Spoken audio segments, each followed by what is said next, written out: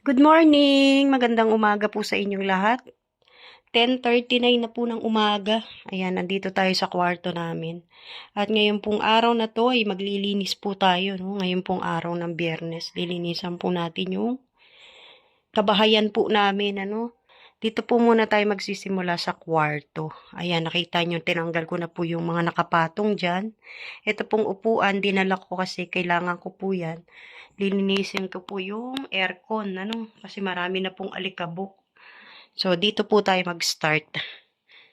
Doon muna tayo pala sa taas, sa aircon po muna, Tapos, ito yung mga alikabok na winalis na po natin dito sa kama namin, kaya ayan pala yung dustpan. Ida-dustpan pala natin to. So, nag-stop muna tayo sandali dahil kumuha po tayo ng basahan. Para naman po doon sa aircon kasi tatanggalin po natin yung mga alikabok nandun po sa ibabaw niya. Siyempre, dadakutin po muna natin tong alikabok na nawalis natin dito sa kama,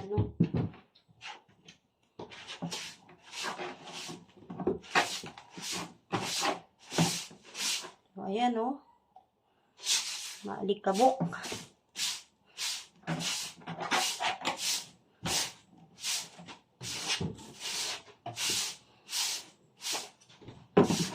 So, ayan na po yung nadakot natin.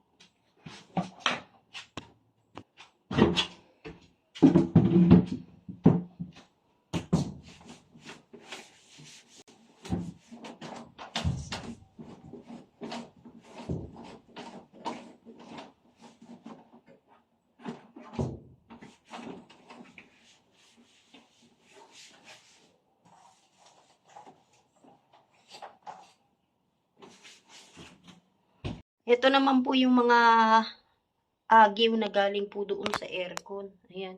Hindi na natin nakuhanan at mahirap po, Pero ayan po, bagsakan na po rito. Madalas ko naman pong linisin yan, kaya ganyan lang po kakonti yung agiw niya, O yung alikabok.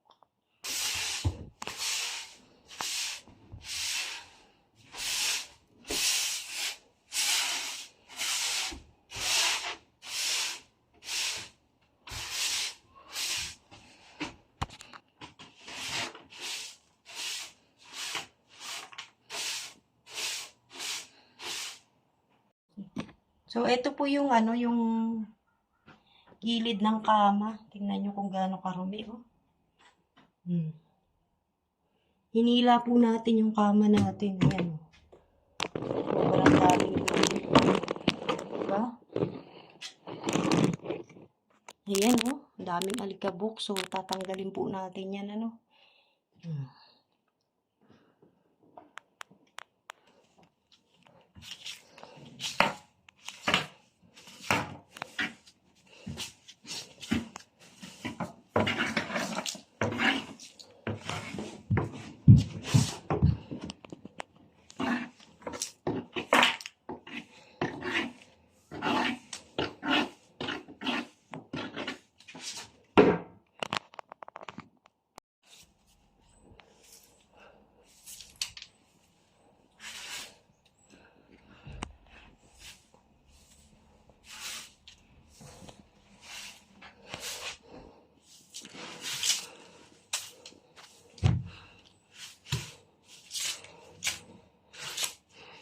Uy, tignan nyo, Tignan po ninyo kung gaano karami yung labahin namin, di ba?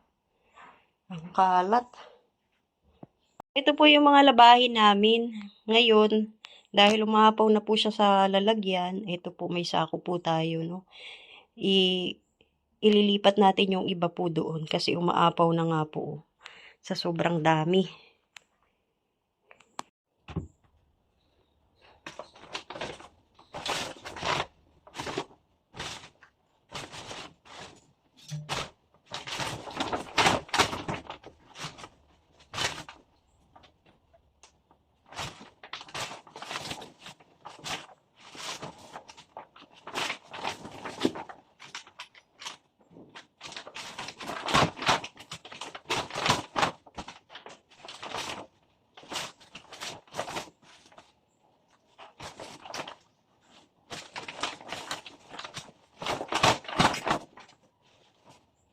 ayan po, nailipat na po natin yung labahin natin sa may sakong. So, ngayon, dadalhin po natin yan sa labas kasi baka bukas maglalaba po ako.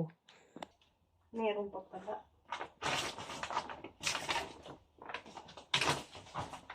Uy, bigat.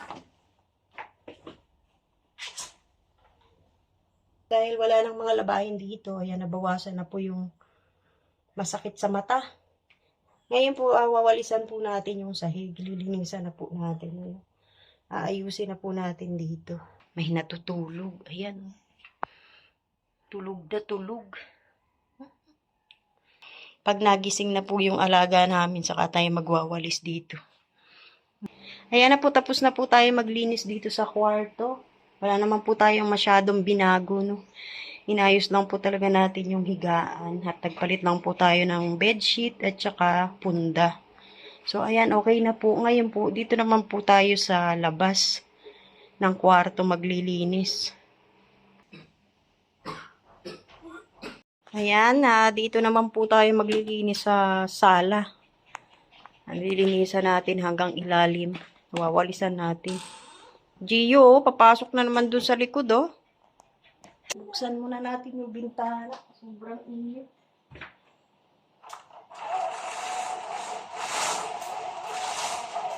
Ay, lumiwanag.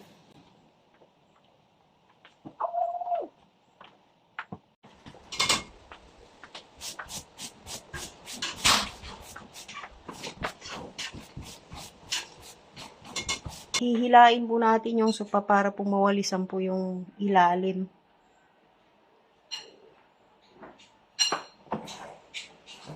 Tabi ka dyan, be.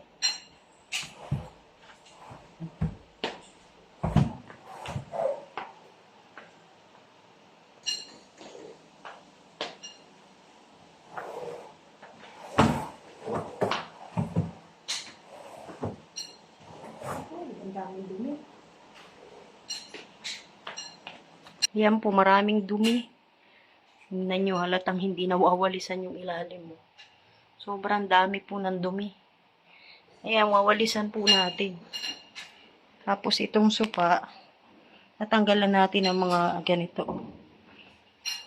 Tsaka yan.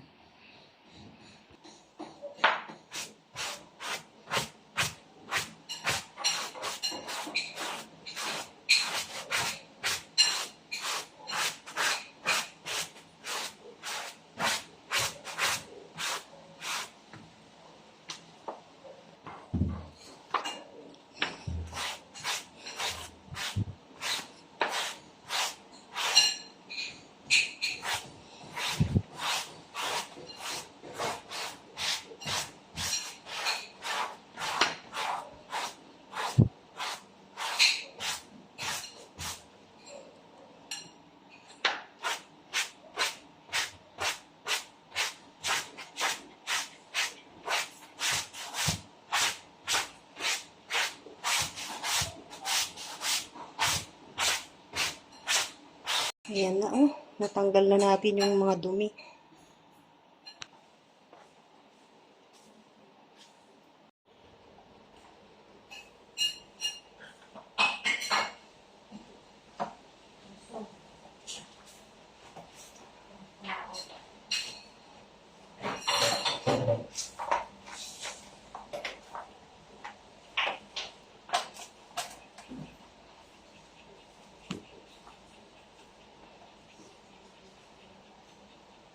Daming dumi, oh.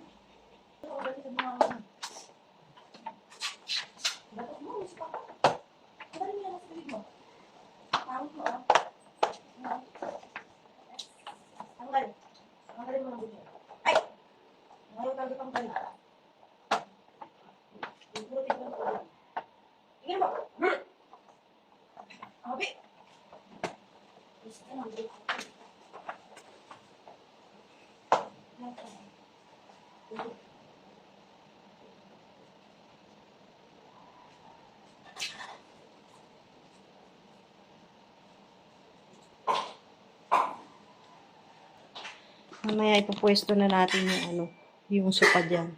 Pero dito na muna tayo sa kabila naman. Ito naman po isa yung tatanggalan natin ng alikabok. pati yung ilalim.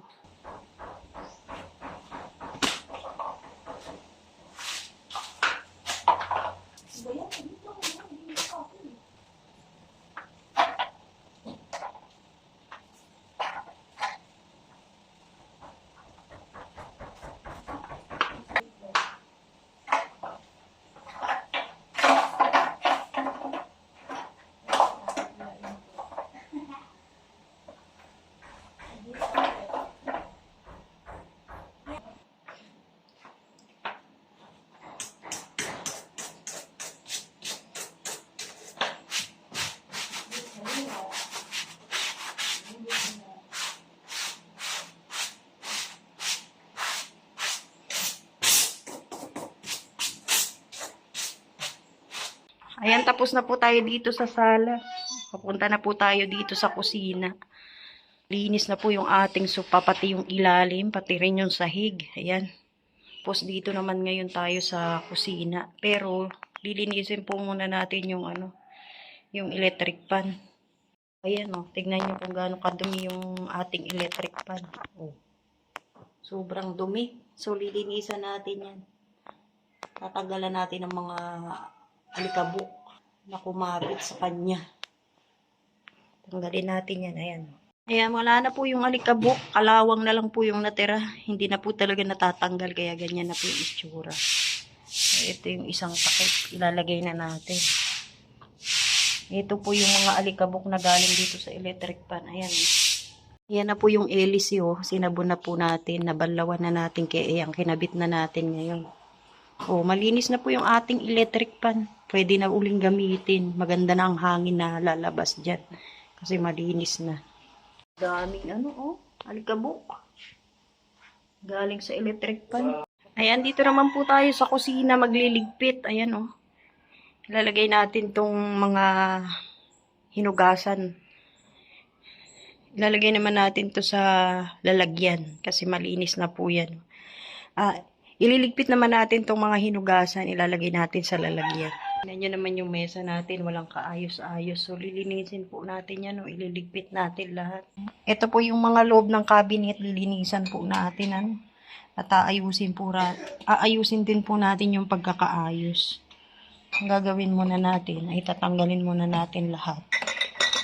Para po malinisan po yung tray.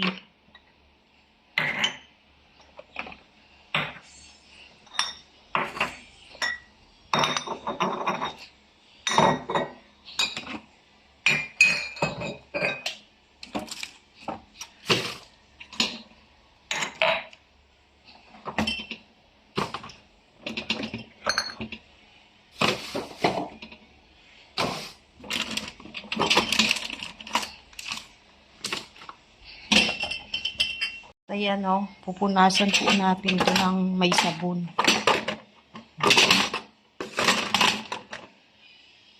Tapos ito, pupunasan din natin yan.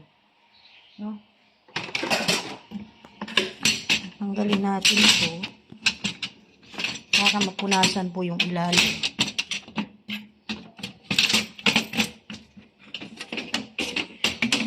Ayan diba? Ang dumi. So, ayan, dito natin siya sasabunin at babanlawan. Ito po yung tubig na may sabon. Nilagyan na po natin ng sabon.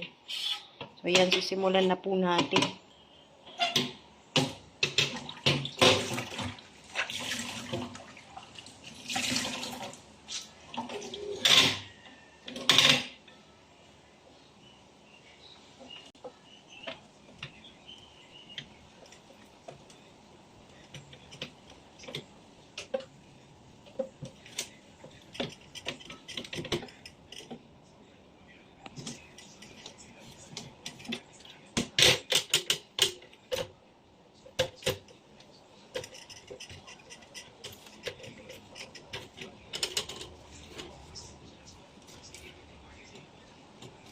Ini.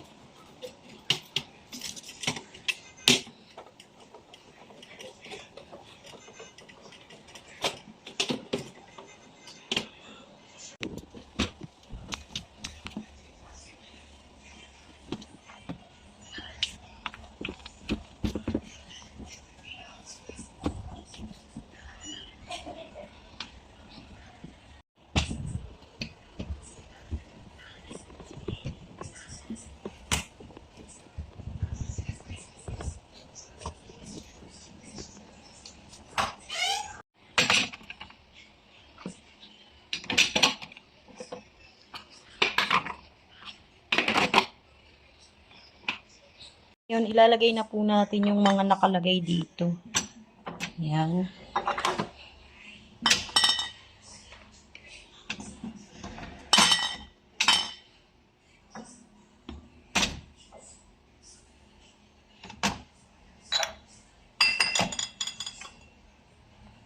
Ayan po, naayos na po natin yung unang cabinet. Ayan, okay na po siya. Oh.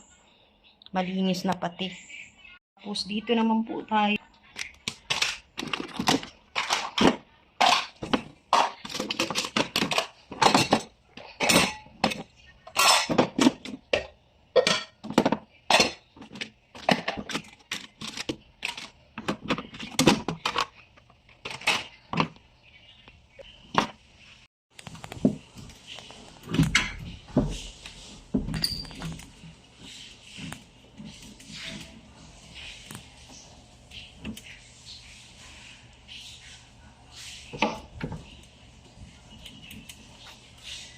Nalinisan na rin po natin, nailagay na rin po natin yung mga nahugasan. Ayan o. Dito naman po tayo. Charan! Walang laman kasi nandito pa po yung ilalagay natin. Yung nakalagay po rito, nandito pa po. Nailagay na natin yung mga plato tsaka mangkok po dito. Dito naman po tayo sa baba. Sa baba na lalagyan ng mga mangkok at tsaka plato. Ayan. Ito po ang mga nakalagay dyan. So, nilabas na po natin. Ano? Yung pupunasan naman po natin to para luminis.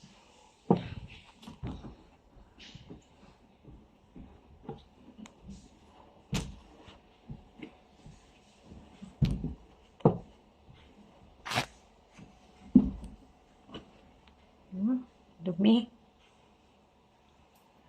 So, ayan na po, naayos na po natin yung mga kutsara at tinidor. Sandok, kutsilyo, lahat na po, no? Okay na po yan. So, sarado na po natin. Ayan, dito naman tayo magpupunas sa labas.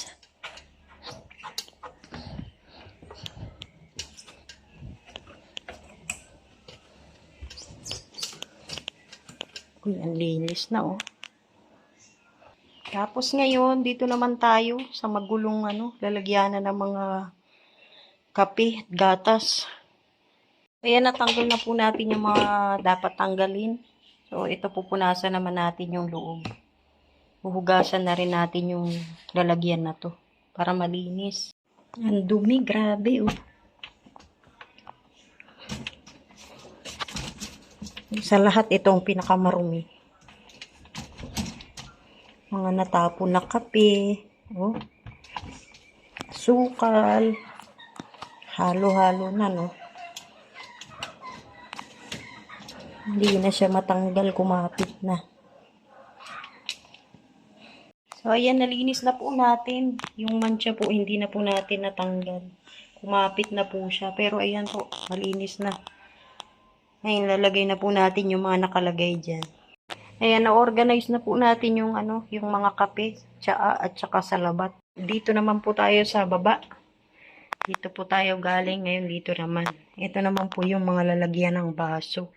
Ayan po yan. Ilalagay natin dito. Po, tinanggal ko na yung inilabas ko na to. Yung tauban ng baso. Para po malinis po natin to. Tignan nyo, sobrang dumi na rin, no? Diba? Ayan, malinis na po. Nilagay na natin tong tauban ng baso. Ngayon, ilalagay na po natin yung mga kailangan natin ilagay. Yung mga baso po. Dito yan.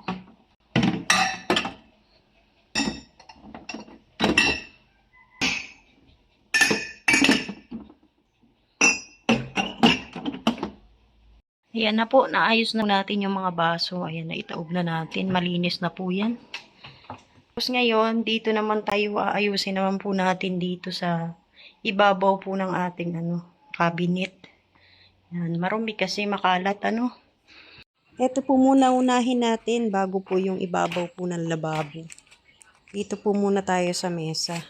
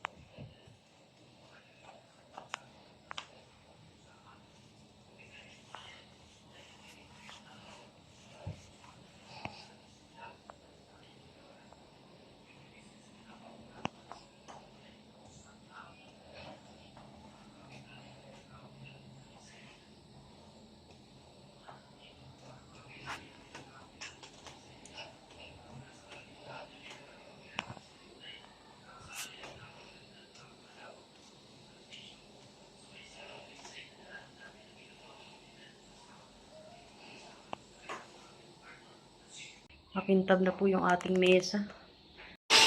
Ayan na, tumulong na si Pure Health. Alas 6 na, di pa ako tapos. Doon pa oh.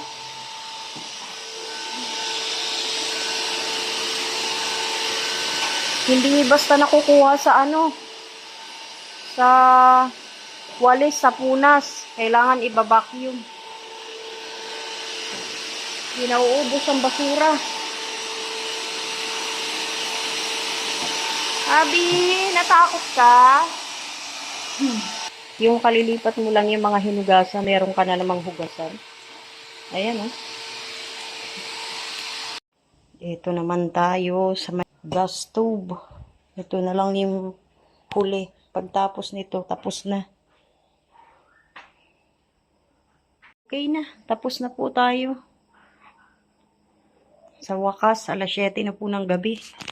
Ngayon lang tayo natapos. Ayan, nailigpit na rin po natin dito sa ibabaw ng lababo. Okay na rin po, malinis na rin. Hindi pa pala tayo tapos at magluluto pa po tayo ng ulam at saka magsasaing pa. Hindi pa pala tapos. So, ito po ang iluluto natin, mitsadong baboy. Ayan o. Ayan na po, na-ready na po natin yung mga kakailanganin ko. Nahiwa ko na po yung bawang sibuyas, kamatis. Ito po, patatas, carrots, at siling pare. At syempre, yung ating main dish, o yung pinakahahaluan natin, ito po yung baboy. Ito na po yung baboy, nahiwa na rin po natin. At nakasalang na rin pati yung kaserola natin. Ready na po tayo magluto. Hotdog na lang po yung hindi natin nahiwa kasi matigas pa po. Frozen pa po siya kaya hindi pa natin nahihiwa. Mainit na po yung kaserola natin. Ngayon, lalagyan na natin ng mantika. Ayan na, nilagyan natin ng mantika, dinamihan natin. So, ganito ang gagawin muna natin. Ipiprito po muna natin yung patatas sa carrots. Tapos yung hotdog. So, ayan, nilagay na natin yung patatas.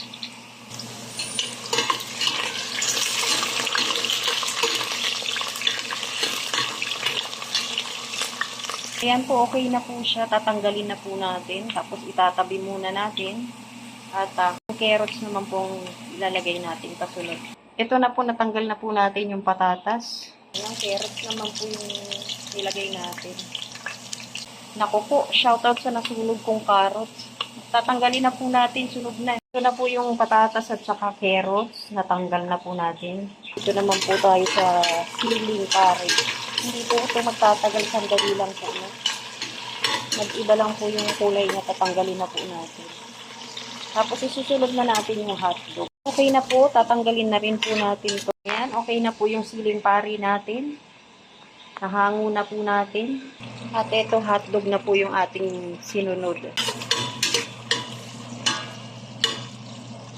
Kung baboy po ang ulam namin, syempre yung mga aso rin natin na baboy din po, ayan, pinakuluan na po natin yung pagkain nila.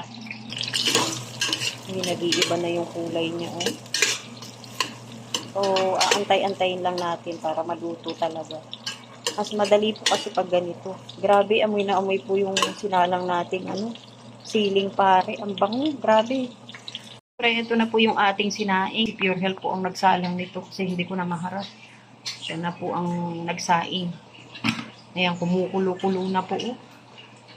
Sabay lang yan. Pagka naluto na po yung ulam, luto na rin po yung kanin natin. Ayan, okay na po. Pwede na natin siyang hanguin. Ayan, binawasan lang po natin ng mantika. Tapos ngayon, igigisa na po natin yung bawang sibuyas at kamatis. Ayan na, nagisa na po tayo. Ngayon, ilalagay na po natin yung baboy. Kahit hindi pa po masyadong luto yung bawang at sibuyas.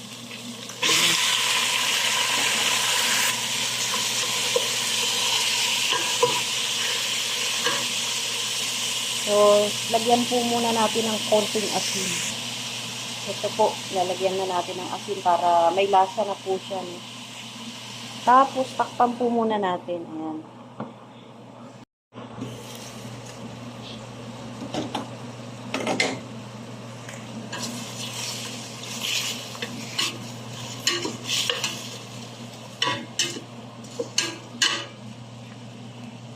Lagyan ko po ng konting tubig. O, ayan, luto na po yung luto na po yung sinaing natin. Ngayon ibabaw natin to para uminit. Tingnan na natin kung malambot na yung ating baboy. Subukan natin dito sa tinidor. Ayan, malambot na po siya. Dahil malambot na, ilalagay na po natin yung tomato sauce. Tapos lagyan natin ng oyster sauce. Ayan. Tapos haluin natin. Diba? Tapos lalagyan natin ng paminta. Tapos pampalasa. Ayan. Lagyan natin. Konti lang. Tapos hahaluin.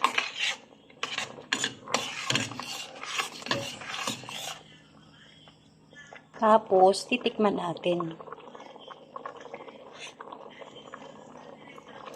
Ayan, okay na po yung lasa niya. Hindi siya masyadong maalat. Medyo pakukulo-kuluin po natin ng konti para mas lumambot po yung karne. Ito ilalagay natin to sabay-sabay na po. Kasi pare-pareho naman na po siyang luto. Siyempre kasama tong hotdog. Luto na rin naman to. Tusukin natin para malaman natin kung malambot. Okay na po, malambot na po siya. Dahil malambot na po yung karne natin, pwede na po natin ilagay ito lahat. Ayan. Tapos, patayin na po natin yung apoy para hindi po ma-overcook yung gulay natin. Okay na po yan. Okay na rin natin yung hotdog. Tapos, hahaluin na lang natin. Okay na po. Luto na po yung ating ulam. Ayan na, oh. Sarap. Natapos din sa wakas ang ating mga gawaing bahay. 7:35 na po ng gabi. Salamat sa Diyos, natapos din. Salamat po sa lahat ng manunood. Shoutout po sa inyong lahat. Shoutout kay Ate Ani. Sa inyo po, sa Kalingap viewers and supporters. Kainan na po. Mabuhay po. God bless. Magandang gabi.